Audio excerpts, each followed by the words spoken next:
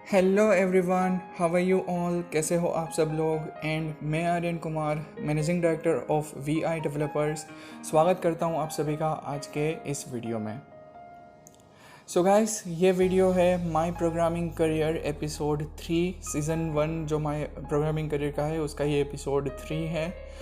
आज के इस वीडियो में मैं डिस्कस करने वाला हूँ कुछ फंडास, जो बेसिकली फंडामेंटल्स जिसको हम लोग बोलते हैं, बेसिक कुछ फंडामेंटल्स है जो आपको समझने पड़ेंगे। एंड आफ्टर दैट आप आगे कंटिन्यू कर पाएंगे इस सीरीज़ को।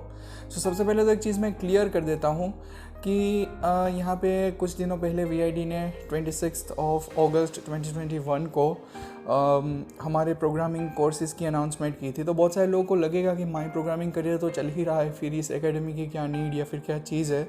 तो मैं यहाँ पर सबसे पहले तो क्लियर कर देना चाहता हूँ कि जो माई प्रोग्रामिंग करियर है, ठीक है, MPC, वो चलेगा, डेफिनेटली चलेगा, लेकिन वो कोर्सेज़ जो कि हमारी एकेडमी के अंडर आते हैं वो कोर्सेज़ हम डेफिनेटली यहाँ पे कवर अप नहीं करेंगे। इन नॉर्मल सर्कमस्टेंसेस डेफिनेटली वो यहाँ पे कवर अप नहीं किए जाएंगे। सो इट्स ऑब्वियस, ये सब आपको, ये तो एक कॉमन सेंस की ही बात है, लेकिन बहुत सारे लोगों को माइंड में डाउट रहता है कि क्या पता वो चीज़ माई प्रोग्रामिंग करियर में आ जाए जो कोर्सेज़ इन लोग के पेड है। सो इट्स ऑब्वियस कि जो चीज़ हमने पेड करके रखी है वो हम यहाँ पर यूट्यूब में उसको कवर अप नहीं ही करेंगे, और नॉर्मल सर्कमस्टेंसेस में तो बिल्कुल भी नहीं ही करेंगे। सो ये बात है। तो आप लोग को अगर उनमें से कोई कोर्स सीखना है, so you have to take admission in VID academy. और बहुत सारे लोगों को डाउट रहेगा कि मैं किस कोर्सेज़ के बारे में बात कर रहा हूँ, किस चीज़ के बारे में बात कर रहा हूँ। तो बता देता हूँ कि वीआईडी का एक वीआईडी एकेडमी करके एक स्टफ़ चल रहा है हम लोग की, एक अलग सर्विस हम लोग प्रोवाइड करते हैं जिसके थ्रू हम लोग प्रोग्रामिंग कोर्सेज़ आप लोग को टीच करते हैं। और ज़्यादा जानकारी लेने के लिए आप लोग डिस्क्रिप्शन के वीडियो को फॉलो अप कर सकते हो। एडमिशन 26 अगस्त 2021 से लेके 11 सितंबर 2021 तक ओपन रहेंगे। अगर आप मेरा ये वीडियो उसके बाद देख रहे हैं तो आपके लिए कोई हेल्पफुल चीज़ नहीं है, बट आप उसकी एडिशनल इन्फॉर्मेशन जानने के लिए डिस्क्रिप्शन में वीडियो की लिंक दी हुई है, आप उसको फॉलो अप करके देख सकते हो। ओके एवरीवन, अब हम लोग बात कर लेते हैं हमारे आज के एपिसोड के बारे में। सो गाइस, आज के इस एपिसोड में मैं डिस्कस करने वाला हूँ डेटा टाइप्स के बारे में कि what is data types. Guys, programming में डेटा टाइप काफ़ी ज़्यादा इम्पॉर्टेंट है, चाहे किसी भी टाइप का डेटा हो। मैंने आपको फर्स्ट 2 एपिसोड से मैं डिस्कस करता आ रहा हूँ कि प्रोग्रामिंग में डेटा काफ़ी इंपॉर्टेंट है, and that's why we are learning MongoDB. Okay, क्योंकि डेटाबेस और डेटाबेस मैनेजमेंट सिस्टम DBMS काफ़ी ज़्यादा इंपॉर्टेंट है। और हमने लास्ट एपिसोड में तो RDBMS यानी कि रिलेशनल डेटाबेस मैनेजमेंट सिस्टम, जो कि SQL बेस्ड सिस्टम रहती है, उनके बारे में, NoSQL सिस्टम के बारे में बहुत ही अलग तरीके से और बहुत एडवांस लेवल पे जाके हमने स्टडी किया था, और मोंगो भी हमने इंस्टॉल किया था। सो गाइस, इसके लिए आपको डेटा को कैटेगरी में डिवाइड करना होगा, और इस कैटेगरी को हम लोग बोलते हैं डेटा टाइप्स। अब गाइस, बहुत सारे लोगों के माइंड में ये क्वेश्चन आएगा कि डेटा टाइप्स डेटा के टर्म्स में रीड करने की कोई ज़रूरत नहीं है। हर एक प्रोग्रामिंग लैंग्वेज की अपनी अपनी डेटा टाइप होती है, और जावा जैसी लैंग्वेज में तो हर क्लास आपका एक अपनी एक डेटा टाइप है, और आप उसको as a data type treat करके उसके थ्रू रिटर्न और हैंडलिंग सारी प्रोसेस कर सकते हो। ठीक है, ये प्रोग्रामिंग फंडामेंटल्स है, तो आप ये सारी चीज़ें कर सकते हो। तो डेटाबेस के मामले में क्यों डेटा टाइप रीड करें हम, ये चीज़ें होती है।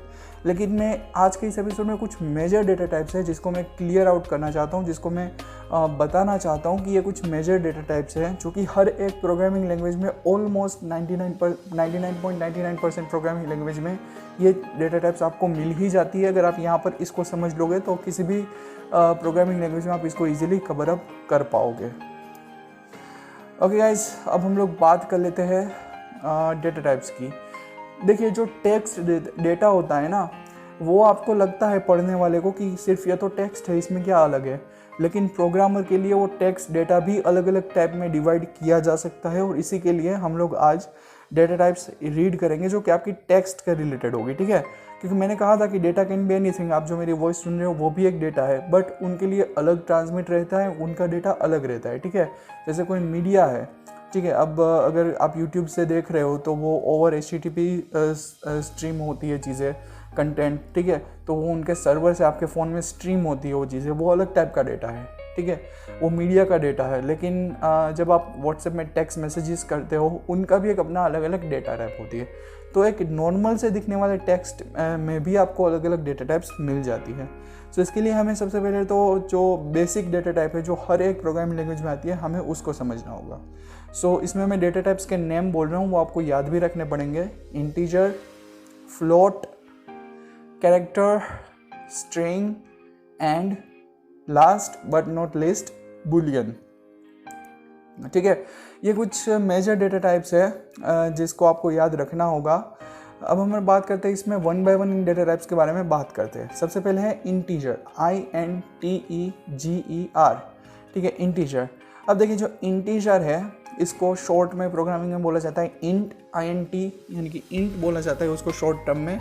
और जो प्रोग्रामिंग में इंटीजर टाइप का डेटा टाइप है वो कौन से डेटा को हैंडल करती है? ये टाइप की डेटा टाइप जो है इंटीजर टाइप की, ये केवल और केवल नंबर्स को हैंडल करती है और नंबर के मैथमेटिकल ऑपरेशंस प्रोवाइड करती है।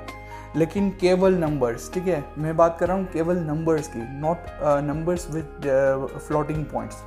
लाइक कैसे 15.6, 16.6, ये ऐसे नंबर्स को इंटीजर हैंडल नहीं करती। इंटीजर हैंडल करती है 15, 16, -15, -16, -100, +100। ठीक है, ये जो डेटा है इसको हैंडल करती है इंटीजर डेटा टाइप। और इस टाइप के थ्रू आप मैथमेटिकल ऑपरेशन भी करा सकते हो।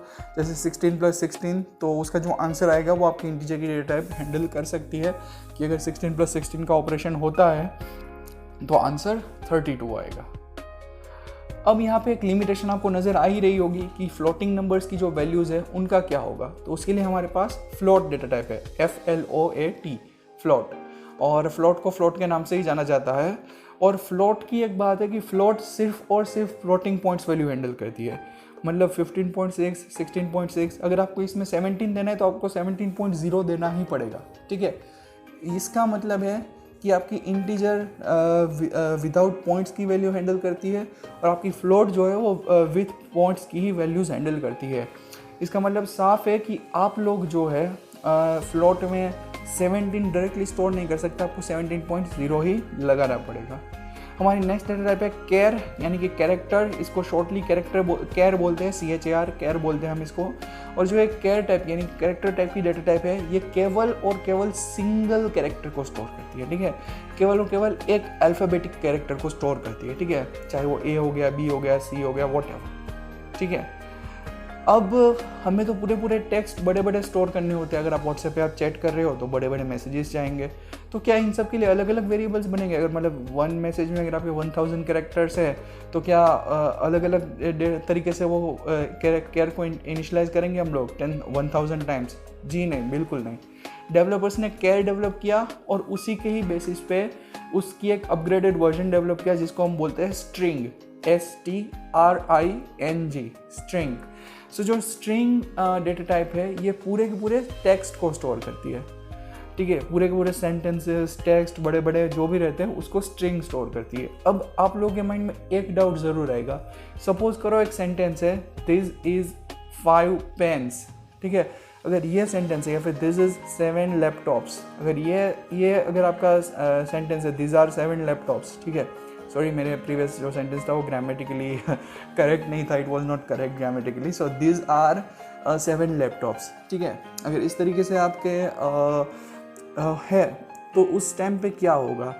तो ये तो एक टेक्स्ट है लेकिन 7 भी तो नंबर आ गया। जी नहीं, आप स्ट्रिंग में नंबर्स भी स्टोर कर सकते हो लेकिन वो नंबर्स को string as a text handle करेगा। मतलब अगर आपने स्ट्रिंग में 15 डालना है आप डालो, 16 डालना है डालो, लेकिन आप you can not tell string to plus 15 + 16, okay, to operate 15 + 16। आप ये उनको नहीं इंस्ट्रक्ट कर सकते हो कि आपको 15 + 16 करके दो। वो स्ट्रिंग आपको नहीं करके देगा, लेकिन आप उसको नंबर्स जो भी दोगे वो स्टोर ज़रूर करेगा लेकिन उसको एज अ टेक्स्ट हैंडल करेगा। ठीक है, और इंटीजर में तो नंबर्स के अलावा कुछ आ ही नहीं सकता है, वो सिर्फ और सिर्फ नंबर्स के लिए है, तो वो वहाँ पे मैथमेटिकल ऑपरेशन अलाउ करते हैं। अब हम बात करते हैं बूलियन। सो जो बूलियन डेटा टाइप है वो उसको एक ही चीज़ पता है, यस और नो, मतलब ट्रू या फॉल्स। जो बूलियन डेटा टाइप है या तो ट्रू होती है या तो फॉल्स होती है। मतलब वो इंटरमीडिएट वाली बात नहीं है, इज इट रेनिंग यस और नो, ठीक है, वो सम लिटिल बिट वाला फंडा इधर नहीं आता है। तो इस तरीके से ये 5 मेजर डेटा टाइप्स है जो कि ऑलमोस्ट हर एक प्रोग्रामिंग लैंग्वेज में आपको देखने को मिल जाती है, whether you talk about Java, whether you talk about Python, whether you talk about JavaScript, PHP और एनी अदर लैंग्वेज, ठीक है, आप किसी के भी बारे में बात करो उसमें ये डेटा टाइप्स आपको देखने को मिल जाती है। और ये मैंने इसलिए यहाँ पर एक्सप्लेन किया है बिकॉज ये हम डेटा को जब स्टोर करेंगे तब भी ये चीज़ काफ़ी ज़्यादा इंपॉर्टेंट होगी जब हम MongoDB के साथ डील करेंगे। अब मैं आपको बताता हूँ इनके स्टोरिंग की कुछ मेथड्स होती है। मतलब जब कभी आप किसी भी प्रोग्रामिंग लैंग्वेज में या डेटाबेस में, ठीक है, DBMS में आप जब कभी भी कोई भी डेटा, किसी भी टाइप का डेटा स्टोर करते हो तो उसके एक सर्टन रूल्स है जो फॉलो करने पड़ते हैं। अब रूल्स क्या है मैं बताता हूँ।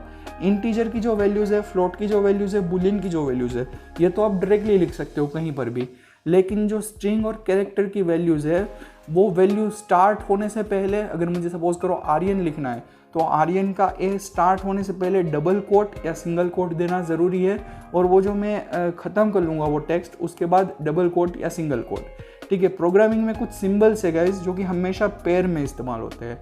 लेफ्ट पेरेंट अगर आया है तो राइट पेरेंट आएगा ही, ठीक है। लेफ्ट ब्रेस आया है तो राइट कर्ली ब्रेस आएगा ही। लेफ्ट ब्रैकेट आया है तो राइट ब्रैकेट भी आएगा ही। अगर लेस आया है तो ग्रेटर आएगा ही, ठीक है। अगर सिंगल कोट आया है तो सामने एक और सिंगल कोट आएगा ही। डबल कोट आया है तो सामने एक और डबल कोट आएगा ही। प्रोग्रामिंग में ये जो कुछ सिंबल्स है ये हमेशा पेयर में इस्तेमाल होते हैं। तो अगर आपने आर्यन का ए स्टार्ट होने से पहले सिंगल कोट लिखा है, टिक, ठीक है, फिर आर्यन का एंड तक आप गए, फिर वापस एंड में टिक लगाना होगा आपको। वहाँ पे आप डबल कोट नहीं लगा सकते हो क्योंकि आपने स्टार्टिंग उसको सिंगल कोट से किया है। अगर आपने डबल कोट से स्टार्ट किया है तो एंड में भी आपको डबल कोट देना पड़ेगा, फिर आप सिंगल कोट नहीं दे सकते हो।